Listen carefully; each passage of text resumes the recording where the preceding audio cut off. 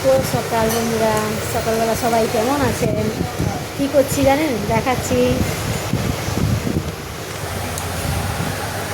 আজকে এই ঝোল করব আদা লঙ্কা দিয়ে, জিরে বাটা দিয়ে। এই দেখেন, এটা খান। এটা কি বলুন তো, কে কে জানেন? এটা কি কমেন্টে জানান।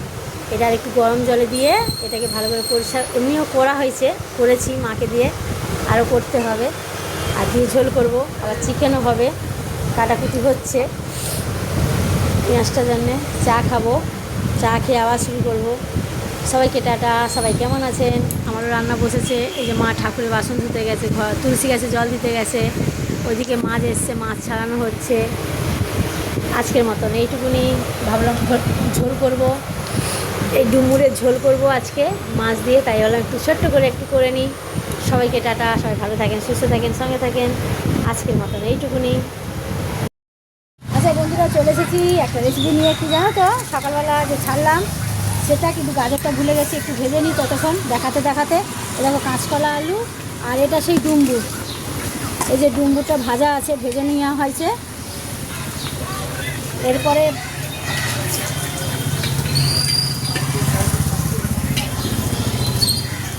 মশলাটা দাও তো না জীবন।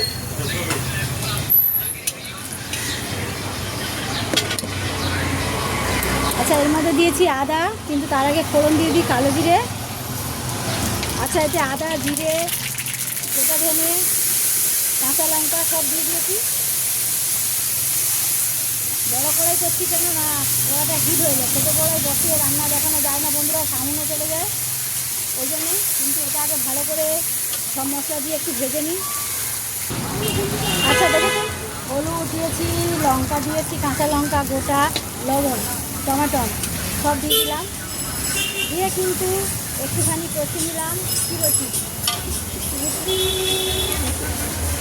ওই দেখেন কী বলছে আমার ছেলে, বেশি ভালো। আচ্ছা, এটা ভালো করে সুন্দর করে একটু কষিয়ে নিতে হবে তেলের মধ্যে, কেন যেহেতু আদার একটা স্মেল থাকে, তার জন্যে। দেখতে থাকুন। দেখেন, কথাটা কিন্তু আমার রেডি, একদম ফার্স্ট হবে। এবার কিন্তু এই যে সবজি ভাজাগুলো আছে সেটা কিন্তু দিয়ে দিলাম, দিয়ে ভালো করে কষিয়ে নেবো।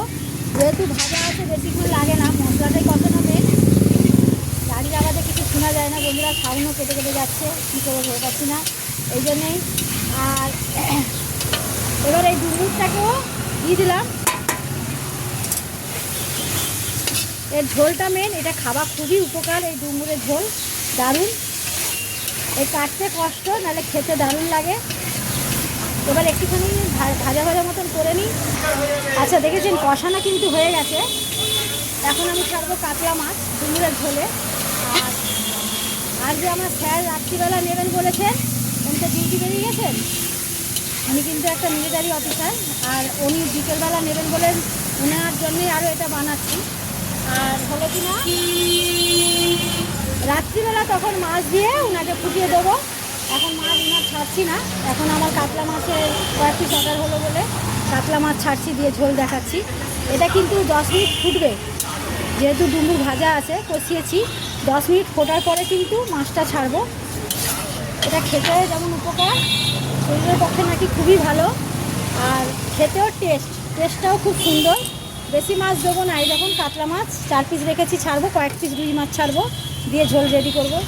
আচ্ছা দেখেছেন, ঝোল তো ডুমুরের একটু সবজি পড়েছে অনেক, ওই জন্যেই সামান্য একটু চিনি না দিলে নয়, নাহলে চিটকুটি ভাব থাকেই। এবার ফুটে যাক, এটা ফুটে গেলে 10 মিনিট মাছ ছাড়বো।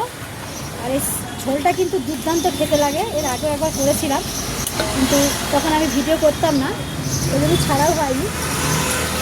এবার দেখতে থাকুন, 10 মিনিট ফুটে যাক, মাছ ছাড়ছি। আচ্ছা, মাছও ছেড়ে দিচ্ছি। দেখেছেন 10 মিনিট কিন্তু ফুটে গেছে, মাছ কিন্তু আমি ছেড়ে দিচ্ছি। মাছ দিয়ে কটা রুই মাছও ছাড়বো, কিন্তু কাতলা মাছটা আগে ফুটিয়ে বার করে নিই মিশে যাবে, ওই জন্যই আমি ফুটিয়ে নিয়ে নিচ্ছি। আর বেশি লং করে লাভ নেই। সবাইকে টাটা। সবাই ভালো থাকেন, সুস্থ থাকেন, সঙ্গে থাকেন। আর রান্না ভালো লাগলে কমেন্ট, লাইক, শেয়ার করতে থাকেন, পাশে থাকেন, এইটুকুনি। আমিও পাশে আছি অতি অবশ্যই। সবাইকে টাটা। কেমন লাগলো কমেন্টে জানাবেন। ডুমুরের ঝোল কে কে খান, কে কে খান না, তাও কমেন্টে জানাবেন। যদি খান, কেমন রান্না হয় রেসিপি আমাকে বলবেন, আমি চেষ্টা করব আরেকটা আপনাদের রেসিপি ধরে রান্না করে তুলে ধরার। আজকের মতন এইটুকুনি।